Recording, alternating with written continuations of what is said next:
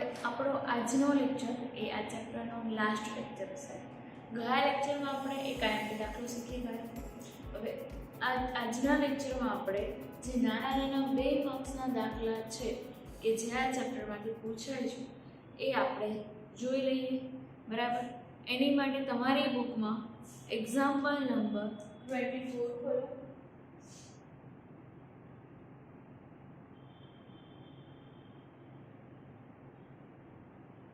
જેની અંદર તમને 2 માર્ક્સના નાના નાના દાખલા આપેલા છે.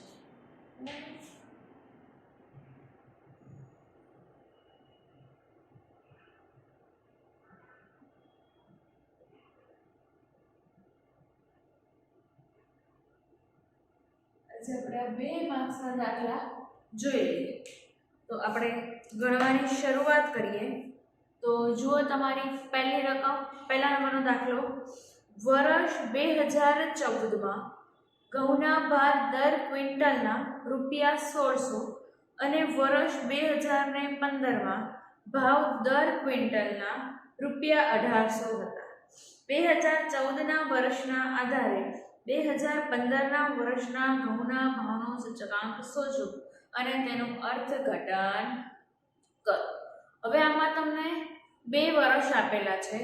કયા આપેલા છે? તો 2014 અને 2015 બંને વર્ષ આપેલા છે. બંને વર્ષના તમને ભાવ આપેલા છે અને 2015ના વર્ષનો તમને સૂચકાંક શોધવાનું કીધેલું છે. તો હવે આપણે જે જૂનું ફોર્મ્યુલા એ જ લાગુ પડશે.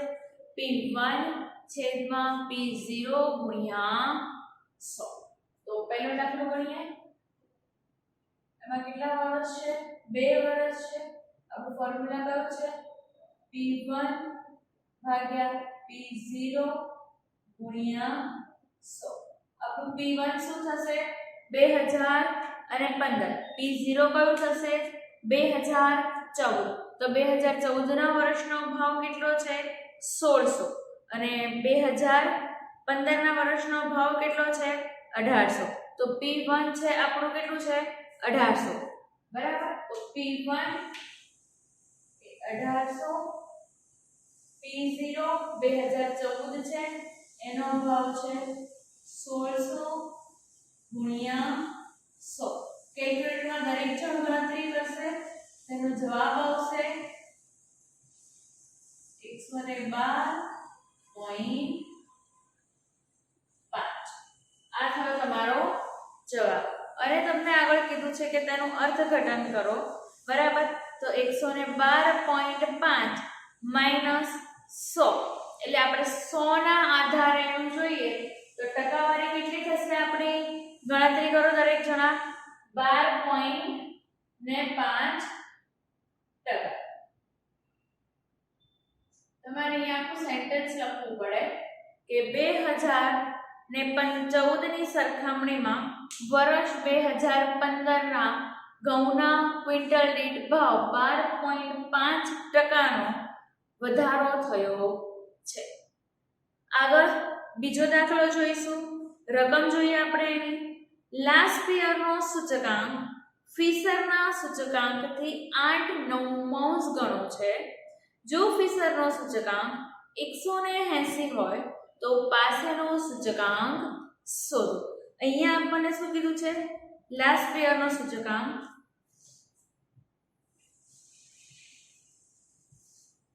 લાસ્ટ યરનો સૂચકાંક પાસેના ફિશરના સૂચકાંકથી કેટલો છે? 8/9 ગણો. તો અહીંયા જોઈએ.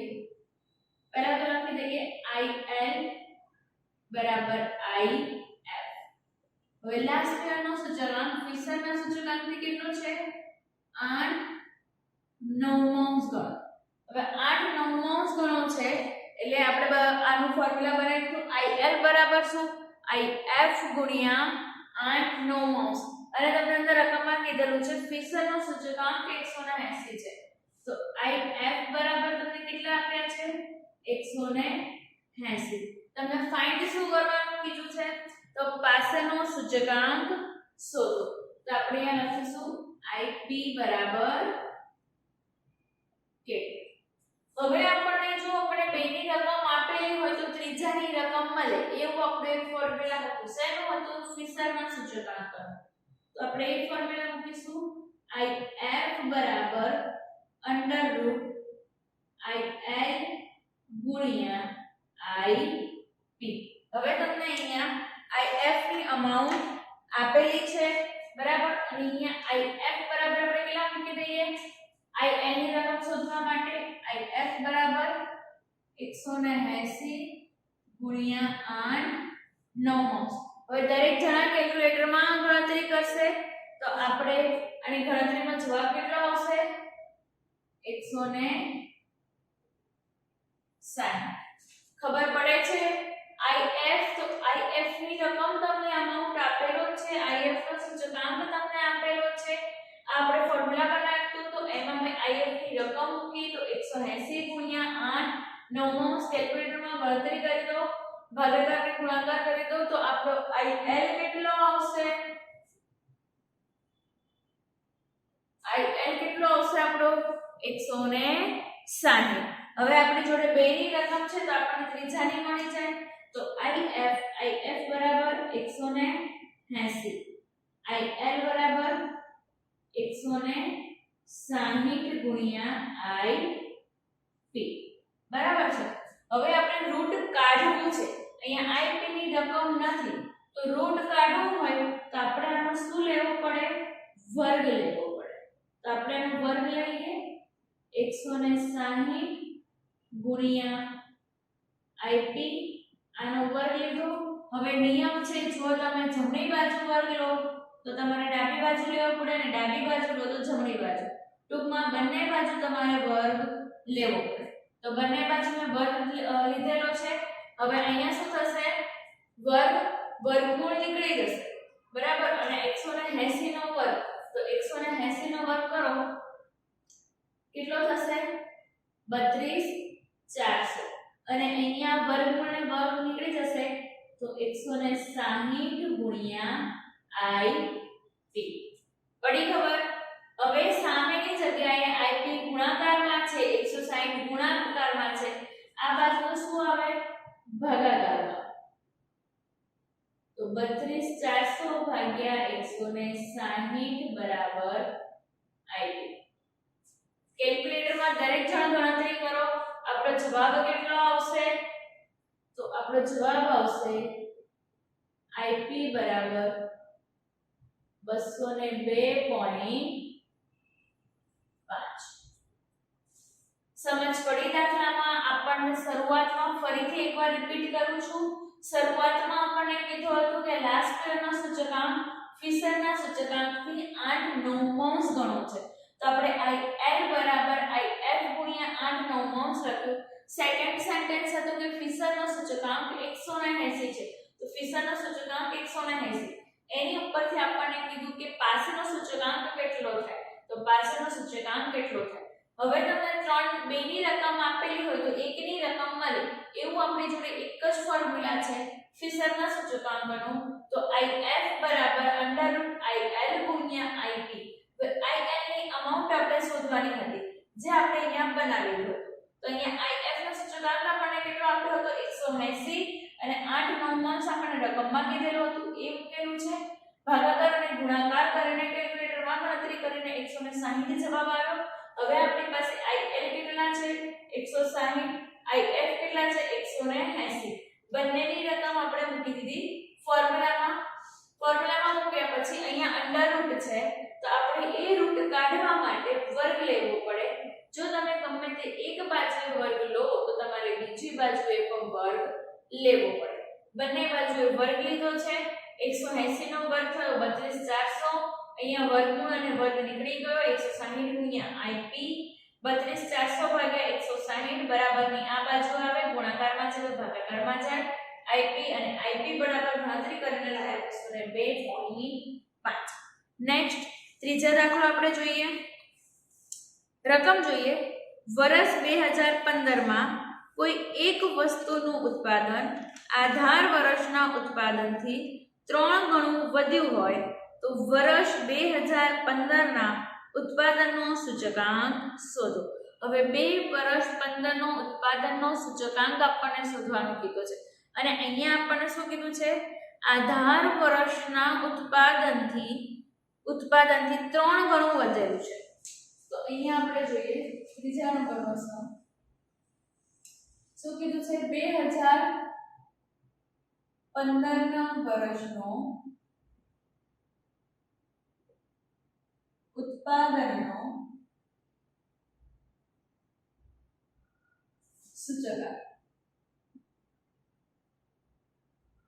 બરાબર છે. તો 2015ના વર્ષનો સૂચકાંક આપણને શું કીધું છે કે આધાર વર્ષના ઉત્પાદનથી 3 ગણો. બરાબર. તો બરાબર આધાર વર્ષનો સૂચકાંક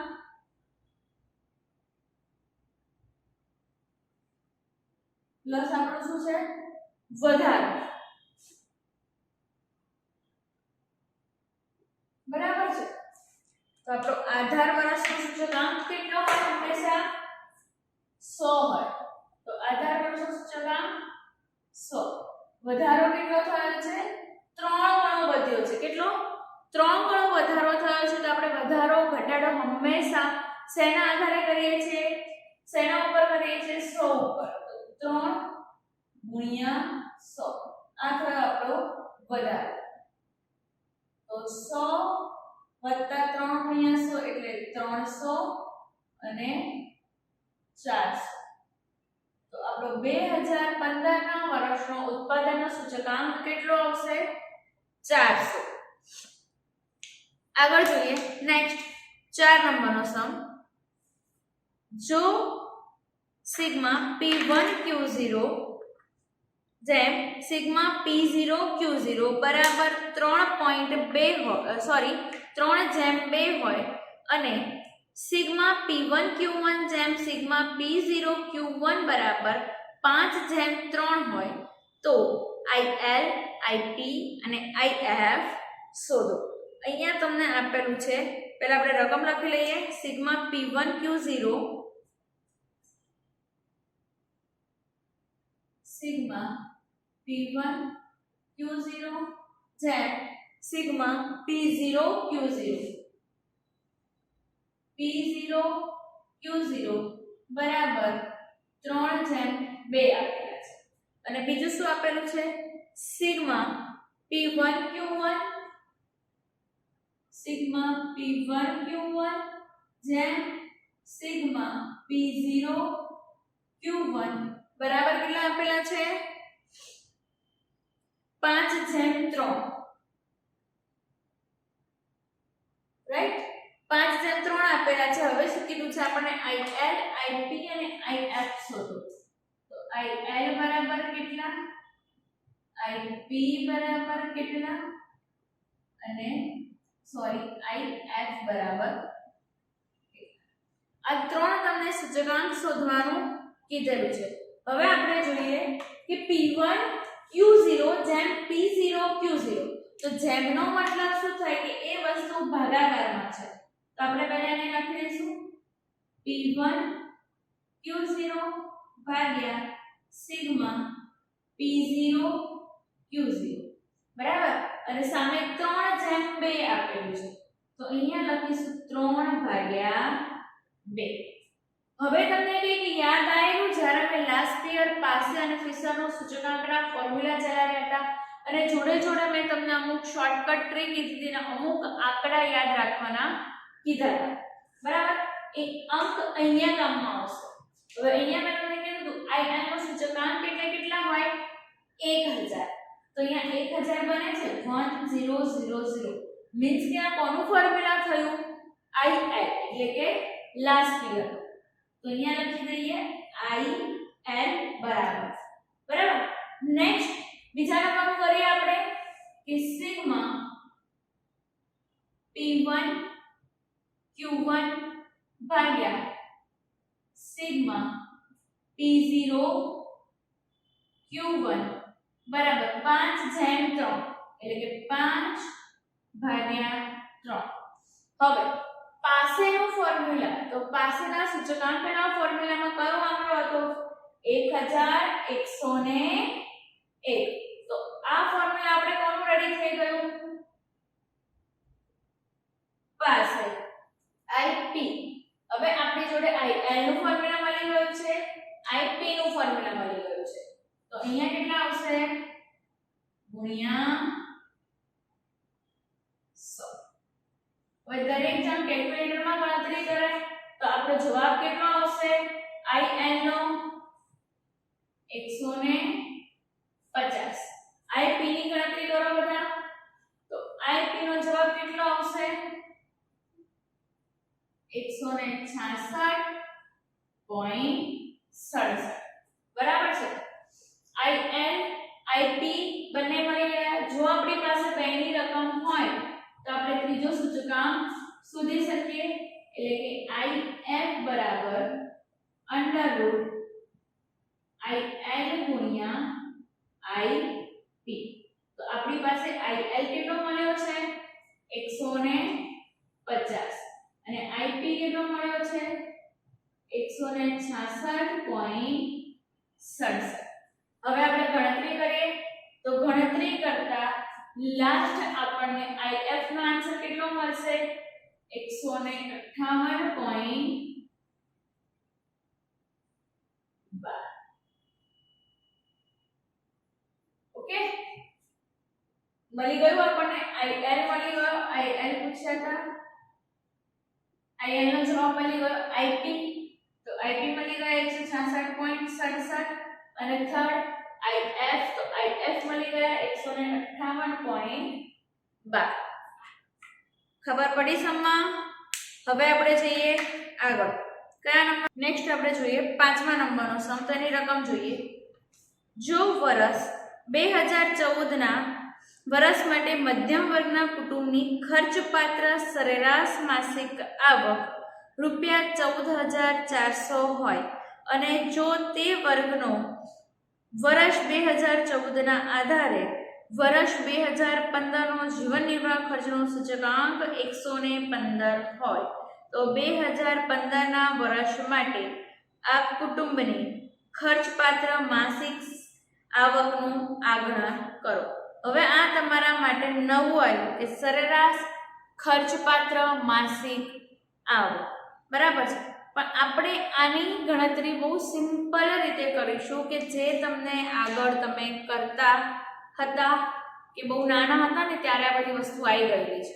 તો આપણે 2014 નું વર્ષ એ આપણા માટે શું કહેવાય આધાર વર્ષ. 2015 નું વર્ષ એ નવું વર્ષ એટલે ચાલુ વર્ષ તમારું છે. મેં તમને કીધેલું જ છે પહેલેથી જો 2 વર્ષ આપેલા હોય તો જે જૂનું વર્ષ હોય એ તમારે આધાર વર્ષ તરીકે લઈ લેવાનું જો તેનો સૂચકાંક આપ્યો ના હોય તો. અને જે આપણું નવું વર્ષ છે કે જે પછીનું વર્ષ છે એ આપણું શું થઈ જશે ચાલુ વર્ષ. તો હવે આપણે દાખલો ગણીએ તો દાખલામાં શું કીધું છે સરેરાશ ખર્ચપાત્ર માસિક આવક.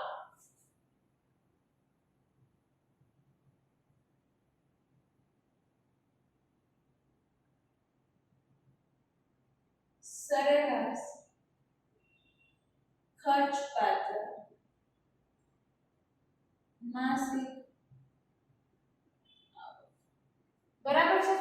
હવે આપણને અંદર રકમમાં શું શું આપેલું છે તમને સૂચકાંક આપેલું છે અને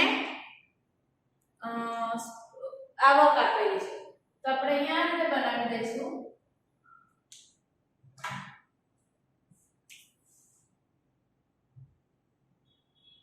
વર્ષ સૂચકાંક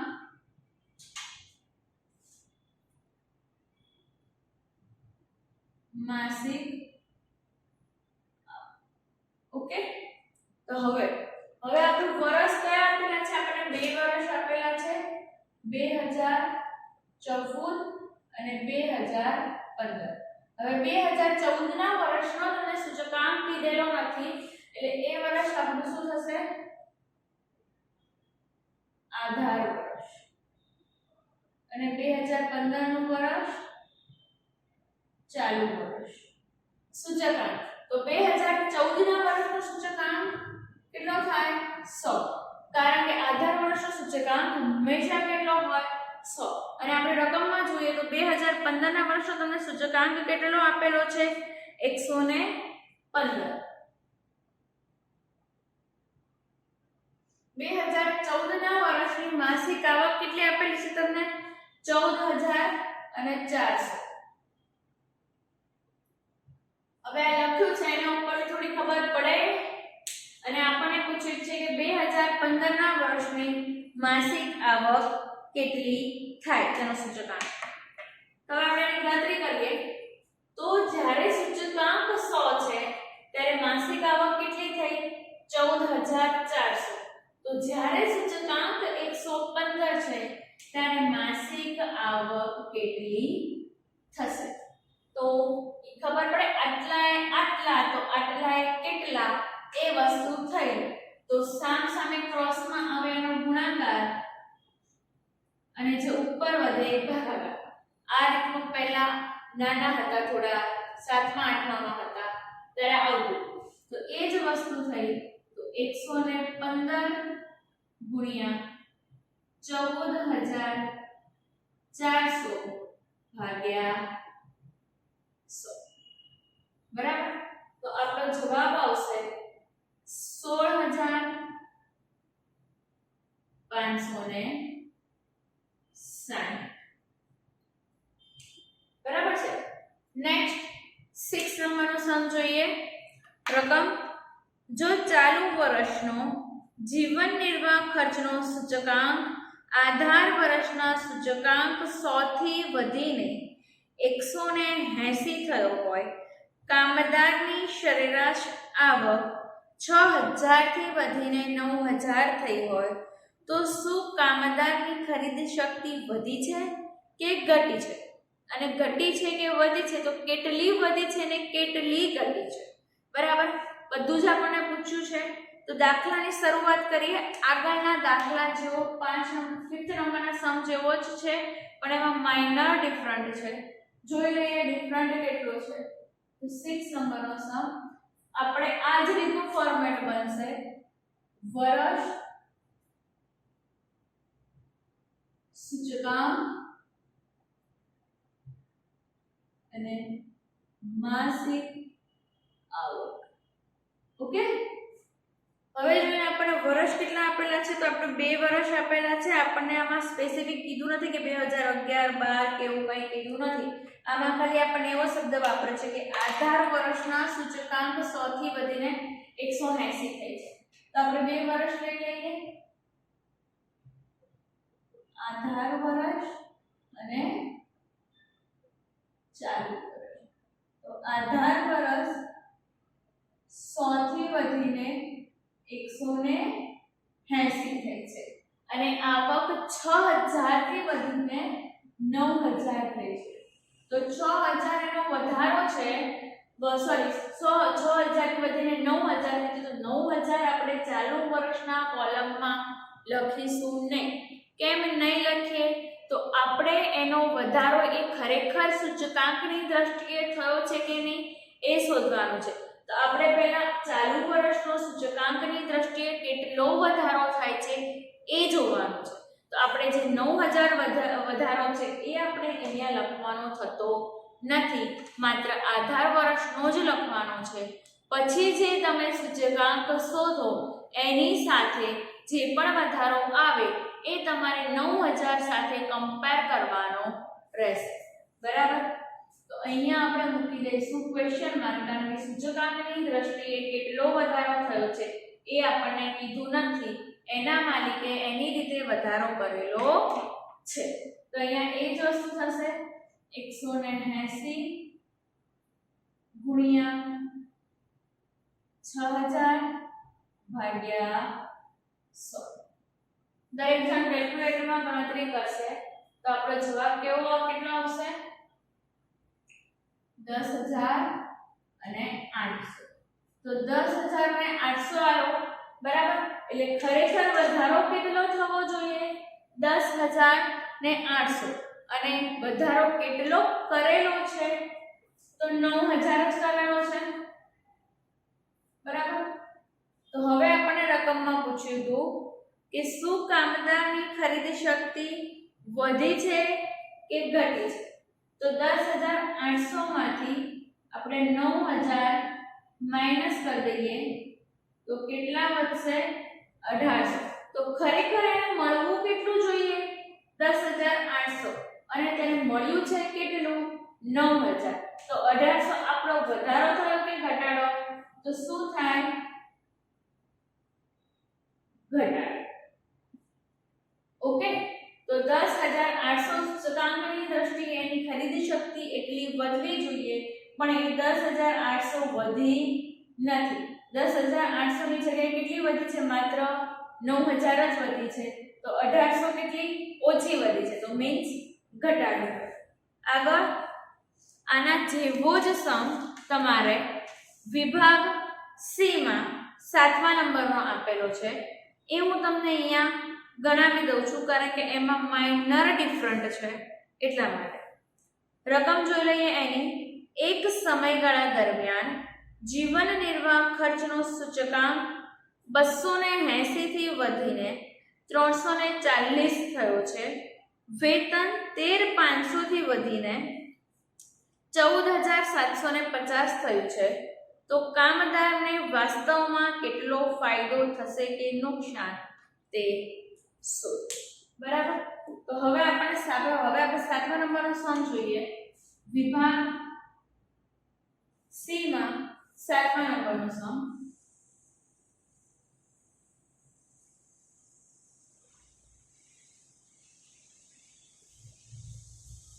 ફોર્મેટ આપણું આ જ રીતે આવશે. વર્ષ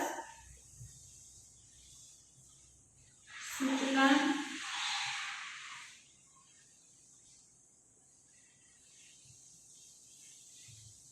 માસિક આવક. હવે અંદર તમને આપેલું છે કે સૂચકાંક 280 થી વધીને 280 એ તમારો આધાર વર્ષ થયું નહીં, અગાઉનું વર્ષ થયું. જો આધાર વર્ષ હોય તો સૂચકાંક કેટલો આપેલો હોત? 100.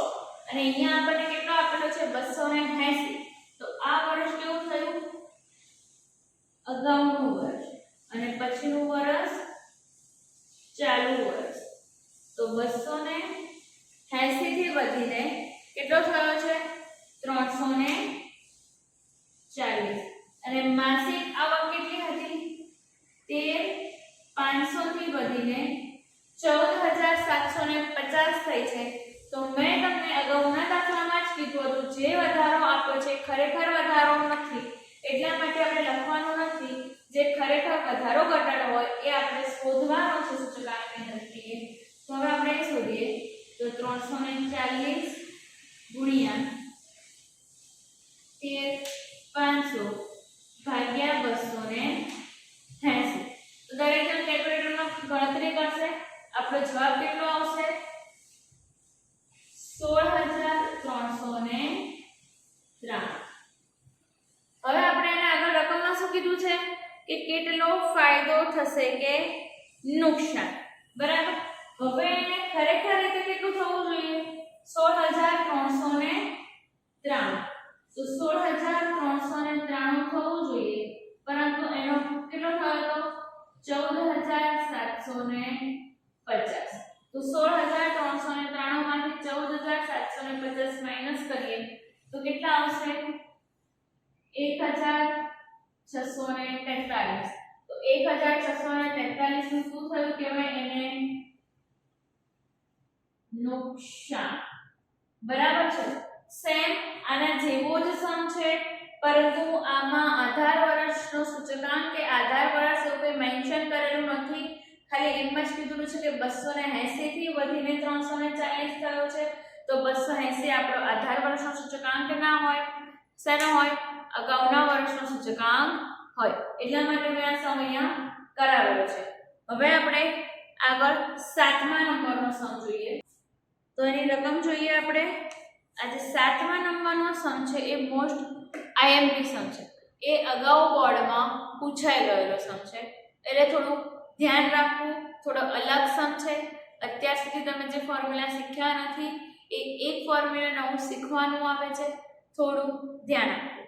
વર્ષ 2015 અને વર્ષ 2016 ના જથ્થાબંધ ભાવના સૂચકાંક અનુક્રમે 150.2 અને 165.7 મળ્યા છે.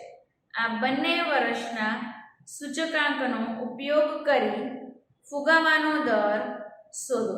હવે આપણને આમાં નવું કીધું છે કે ફુગાવાનો દર શોધો. અત્યાર સુધી આપણે ફુગાવાના દરનો ફોર્મ્યુલા શીખ્યા નથી, પણ બહુ ઈઝી છે. જેમ બીજા ફોર્મ્યુલા છે એમ એ જ ફોર્મ્યુલામાં એવા જ વર્ડ્સનો ઉપયોગ થાય છે. તો આપણે ફુગાવાના દરનો ફોર્મ્યુલા જોઈએ.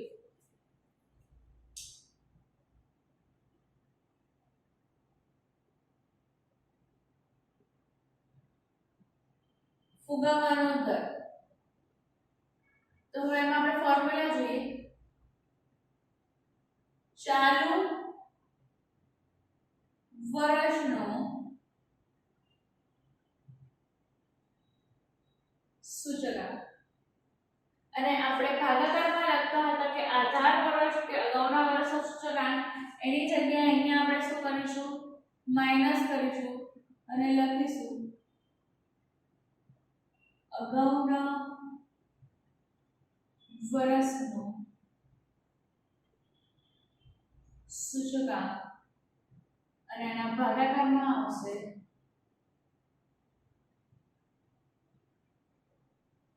અગાઉના વર્ષનો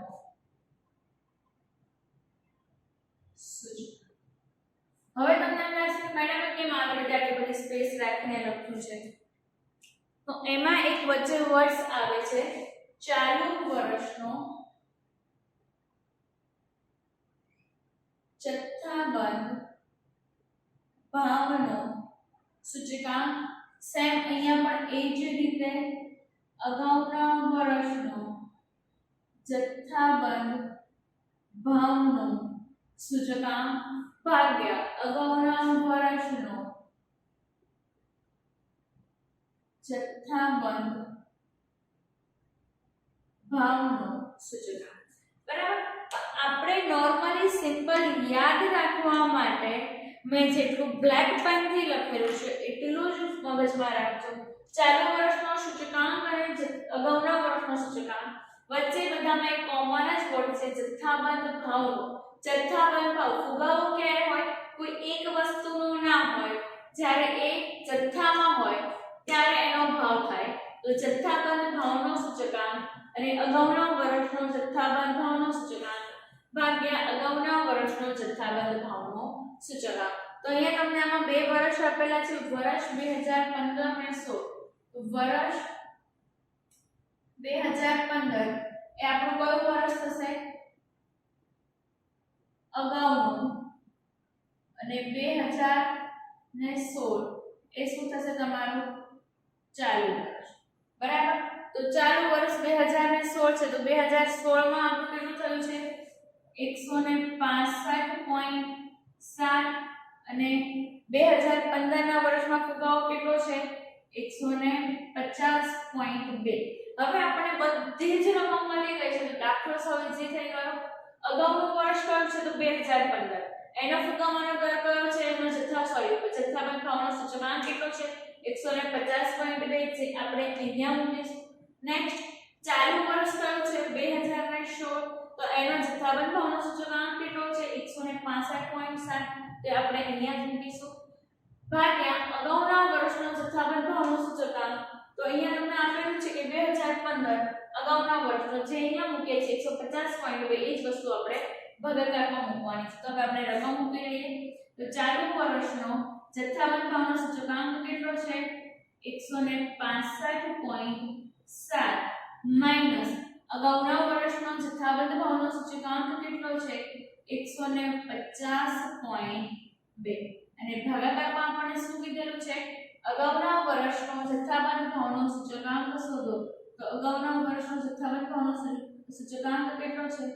150.2. બરાબર છે.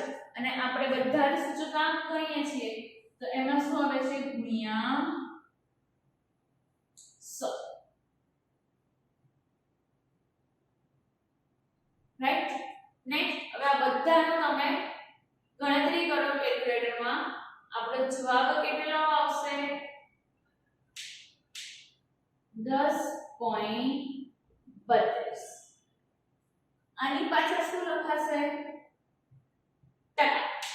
તો કેમ ટકા લખાશે?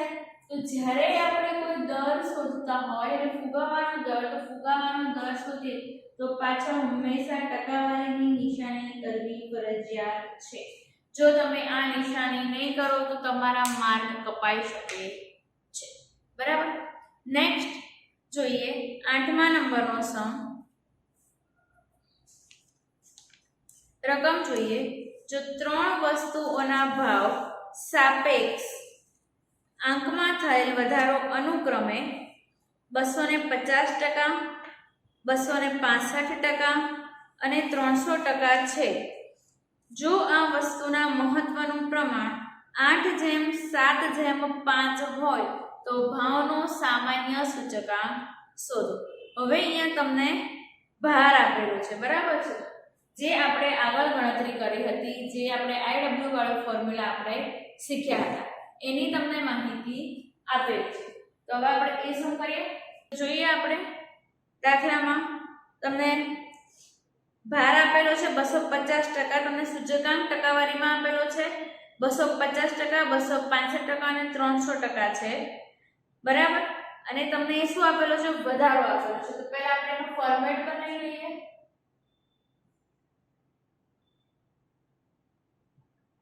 વસ્તુ સૂચકાંક પ્લસ વધારો. બરાબર. આપણે વધારો શામાં કરીએ છીએ? 100. તો સૂચકાંક બરાબર 100 પ્લસ વધારો.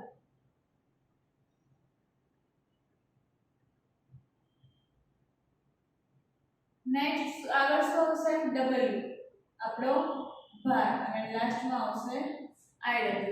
તો આપણને રકમ કેટલાની આપેલી છે? વસ્તુ કેટલી આપેલી છે? આપણને 3 આપેલી છે. તો લખી દઈએ આને આપેલી રીતે A, B અને C.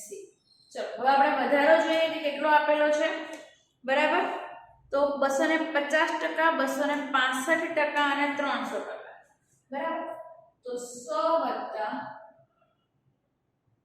250. બીજામાં પણ 100 + 265 અને C માં પણ 100 + 300.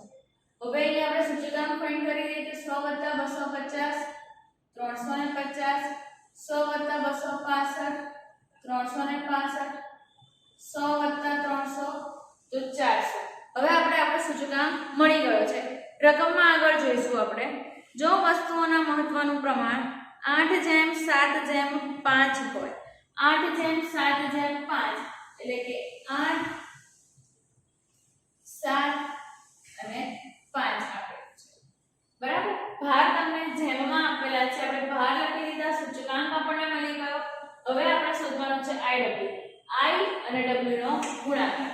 તો હવે આપણે ગુણાકાર કરીશું. તો લખીએ 350 * 8 કેટલા થશે? બધા કેલ્ક્યુલેટરમાં ગણતરી કરજો. 28.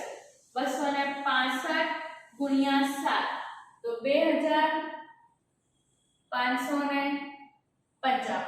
નેક્સ્ટ 400 * 5 તો 2000. હવે આપણે શોધીશું સિગ્મા W. તો આ બધાનો સરવાળો થશે 20 અને અહીંયા શોધીશું સિગ્મા IW. તો કેલ્ક્યુલેટરમાં બધા ગણતરી કરો. કેટલો જવાબ આવે છે? 7355. ફોર્મ્યુલા મૂકી દઈએ. સિગ્મા IW ભાગ્યા સિગ્મા W. IW કેટલા છે? 7355 ભાગ્યા 20. સિગ્મા W આપણા 20 છે એટલે 20. જવાબ આવશે 367.75. ઓકે. તો અહીંયા તમારું ઉદાહરણ નંબર 24 એમાં બધા જ સમ જે શોર્ટમાં આપેલા છે પૂરા થાય છે. હવે આપણે એક વિભાગ ડી નો 14મા નંબરનો સમ જોઈ લઈએ, જે કંઈક થોડો અલગ છે. એટલા માટે અહીંયા તમને ગણાવું છું. તો હવે વિભાગ ડીમાં 14મા નંબરનો સમ ખોલો. રકમ બોલું છું. જો લાસ્ટ યર અને પાસેના સૂચકાંકનો ગુણોત્તર 4:5 હોય અને ફિશરનો સૂચકાંક 150 હોય તો પાસેનો સૂચકાંક શોધો. તમને અહીંયા આપણે આગળ દાખલો ગણ્યો એમાં 8 9 ગણું તમને ગણામાં આપ્યું હતું અને અહીંયા આપણને આપેલું છે જેમ. જ્યારે જેમ આપેલા હોય તો એ વસ્તુ તમને શેમાં આપેલી હોય? ભાગાકારમાં. તો હવે આપણે દાખલો ગણીએ. વિભાગ ડી નો 14મા નંબરનો સમ છે. વિભાગ ડી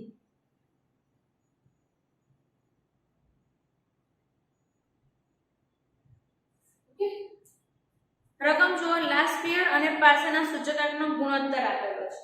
તો આપણે અહીંયા લખીએ IL ભાગ્યા IP. કેટલો ગુણોત્તર આપ્યો છે? તો 4:5. તો 4 ભાગ્યા 5. રકમમાં આગળ જોઈએ તો ફિશરનો સૂચકાંક આપણને કેટલો આપેલો છે? 150. તો IF બરાબર 150 આપેલા છે અને આપણને રકમમાં શું કીધું છે? પાસાનો સૂચકાંક શોધો. તો IP બરાબર કેટલા? બરાબર.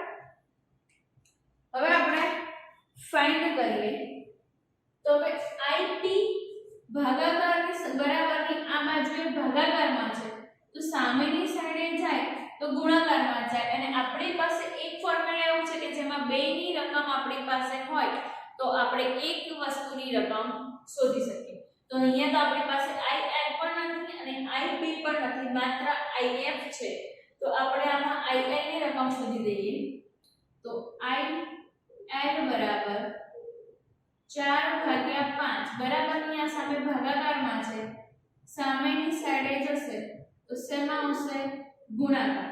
તો 4/5 ગુણ્યા IP.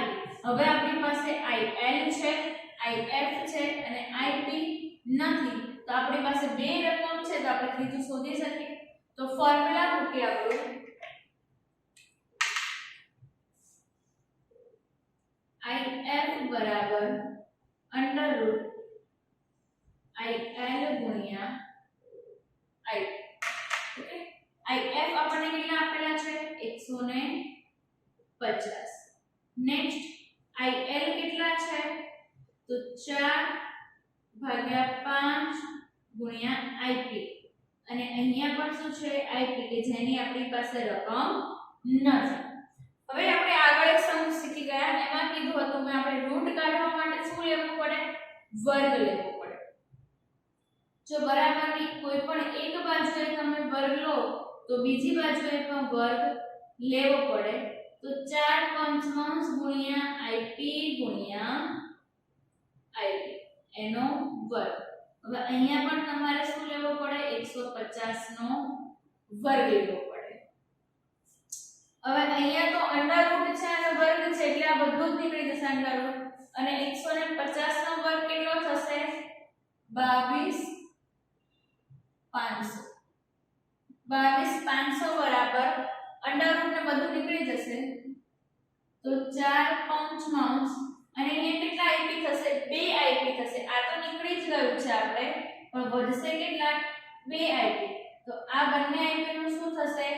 IP square. તો અહીંયા મૂકીશું આપણે IP સ્ક્વેર. હવે અહીંયા બરાબરની આ બાજુએ 5 ભાગાકારમાં છે, સામેની સાઈડે જાય તો ગુણાકારમાં. તો 22,500 ગુણ્યા 5 અહીંયા ગુણાકારમાં છે, આ બાજુ જશે તો ભાગાકારમાં આવશે. બરાબર શું થશે? IP નો સ્ક્વેર થશે. તો આ બધી ગણતરી તમારે કેલ્ક્યુલેટરમાં કરો તો કેલ્ક્યુલેટરમાં જવાબ આવશે IP સ્ક્વેર બરાબર 28,125. હવે આ બાજુ વર્ગ છે, વર્ગને હું સામેની સાઈડે લઈ જાઉં તો સામેની રકમ શું થઈ જાય? અંડર રૂટમાં આવે તો 281.5 25. હવે અંડર રૂટ એનો રૂટ કાઢી દો તો IP તમને મળી જશે 167.71.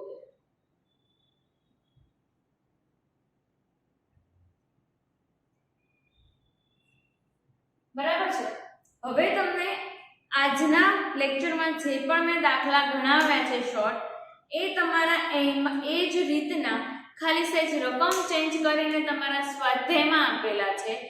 એ હું તમને આ લેક્ચર પૂરો થાય એટલે પાછળ એક તમને પેજ આવશે, એ પેજમાં બધું લખેલું છે કે કયો સમ શેના જેવું છે. બરાબર છે. એ તમારે હોમવર્કમાં જાતે કરવાનું છે.